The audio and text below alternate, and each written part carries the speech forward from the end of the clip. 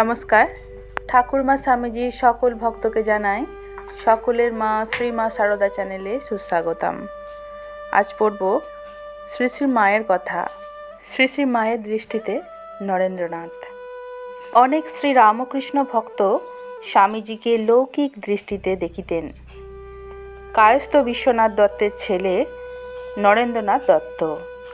তাহাদের কাহারও মনে উঠিত যে কায়স্থের ছেলে শ্রী শ্রী ঠাকুর ও শ্রী শ্রী মায়ের সহিত একই সঙ্গে পূজাপ্রাপ্তির যোগ্য পাত্র কি? পূর্ববঙ্গের একদল ভক্ত তাই তাহাদের আশ্রমে ঠাকুর ঘরে শ্রী শ্রী ঠাকুর ও শ্রী শ্রী মায়ের পটের সহিত স্বামীজির পটকে স্থান দেন নাই। সেই খবর শ্রী শ্রী মায়ের কানে পৌঁছাইলে সেই ভক্তদের ব্রাহ্মণত্বের অভিমান চূর্ণ বিচূর্ণ করিয়া দিয়া দৃপ্ত কণ্ঠে তিনি ঘোষণা করিয়াছিলেন, যেখানে নরেনের পূজা হয় না ঠাকুর সেখানে পুজো গ্রহণ করেন না। পূর্ববঙ্গেরই আর একদল ভক্ত তাহাদের আশ্রমে ঠাকুর ঘরে একই সঙ্গে একই সারিতে শ্রী শ্রী ঠাকুর শ্রী শ্রী মা ও স্বামীজির পট রাখিয়া পূজা করিতেন।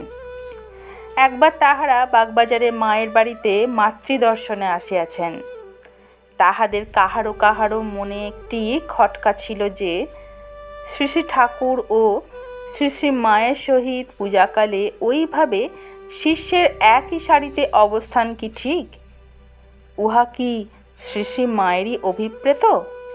তাই তাহারা যাহা মনে করিতেছেন তাহা ভয়ে ভয়ে মাকে বলিলেন। দেখিলেন মায়ের মুখখানি গম্ভীর হইয়া গেল। তাহারা উহাতে খুব ভীত হইলেন। তাহা হইলে ওইভাবে স্বামীজির পূজা মায়ের অনুমোদিত নহে। হঠাৎ মা গম্ভীর কণ্ঠে বলিলেন, ঠাকুর থাকলে কি তা করতে দিতেন? ভক্ত কয়টির পা কাঁপিতে শুরু করিল। মা বলিয়া চলিলেন, ঠাকুর থাকলে কি নরেনকে পাশে বসাতেন? তিনি নরেনকে কোলে নিয়ে বসতেন। নরেন যে তার মাথার মণি। নমস্কার। জয় মা।